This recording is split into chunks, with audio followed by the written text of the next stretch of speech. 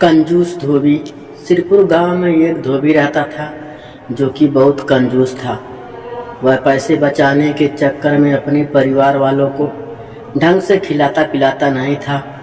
धोबी प्रतिदिन अपने गांव में घर से कपड़ों को इकट्ठा करके उसे धुलने के लिए नदी पर ले जाता था।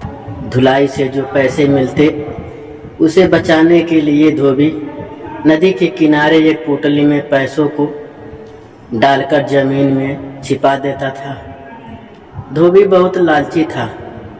जब भी वह कपड़े धुलने नदी पर जाता था तो वह अपने पैसों को जमीन से खोदकर एक बार जरूर देखता था। एक दिन एक कुम्हार मिट्टी का बर्तन बनाने के लिए नदी के किनारे मिट्टी खोदने के लिए गया।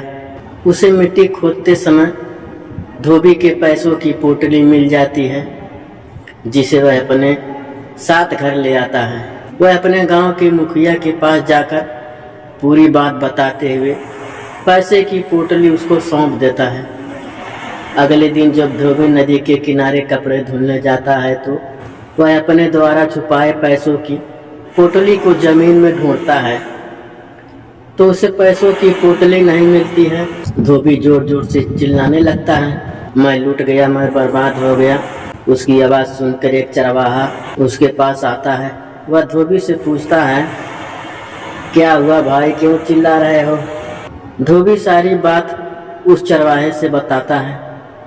चरवाहा धोबी से कहता है, कल जब मैं अपनी भेड़ों को पानी पिलाने नदी पर आया था तो तुम्हारे गांव के कुम्हार इसी जगह पर मिट्टी खोदते हुए देखा था। हो सकता है तुम्हारे पैसे की पोटली कुम्हार को मिली होगी। धोबी कुम्हार के घर जाता है, उसके ऊपर पैसे चुराने का आरोप लगाता है। कुम्हार धोबी को देखकर गांव के मुखिया के पास जाता है। मुखिया के पास पहुंचकर धोबी गुस्से से लाल पीला होते हुए कुम्हार के बारे में भला बुरा कहता है और उसके ऊपर चोरी का इल्ज़ाम लगाता है। मुखिया धोबी की बातों को सुनकर धोबी को कुम्हार के ऊपर चोरी का इल्ज़ाम लगाने के लिए फटकार लगाता है। उसे कहता है, कुम्हार ईमानदार है। कल जब मिट्टी की खुदाई करते समय उसे पैसे से भरी पोटली मिली थी, वह ईमानदारी से मुझे सौंप गया था। ये लो तुम्हारे पैसे की पोटली। इतने में धोबी की पत्नी अपने बच्चों के साथ वहाँ पहुँची। वह कहती है, रुकिए मुखिया जी, पहले आप हमारा न्याय करो। पैसे की कमी के कारण कितने दिन हो गए मैं और मेरे बच्चे भरपेट भोजन नहीं किए। इसके अलावा बच्चों की स्कूल फीस न भर पाने की वजह से स्कूल से भी बच्चों को भी निकाल दिया गया। इतना पैसे मेरे पति के पास कहाँ से आया? यह पैसा हमारा नहीं हो सकता। इस पैसे को कुम्हार को दे दीजिए। धोबी अपनी पत्नी के ऊपर गुस्सा करते हुए कहता है, नहीं नहीं मुखिया जी, इस पैसे का मालिक मैं ही हूँ। मैं जो भी पैसे कमाता था खर्च के डर से घर पर नहीं रखता था, इसीलिए मैं नदी के किनारे जमीन में छुपा देता था।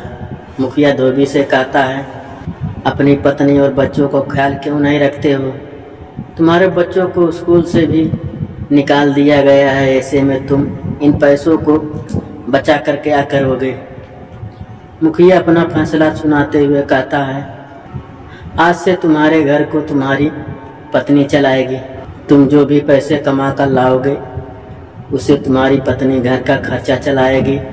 इस तरह से धोबी की कंजूसी छूट जाती है। उसके बच्चे फिर से स्कूल जाने लगते हैं। अब धोबी के घर खाने पीने की अच्छी व्यवस्था हो जाती है।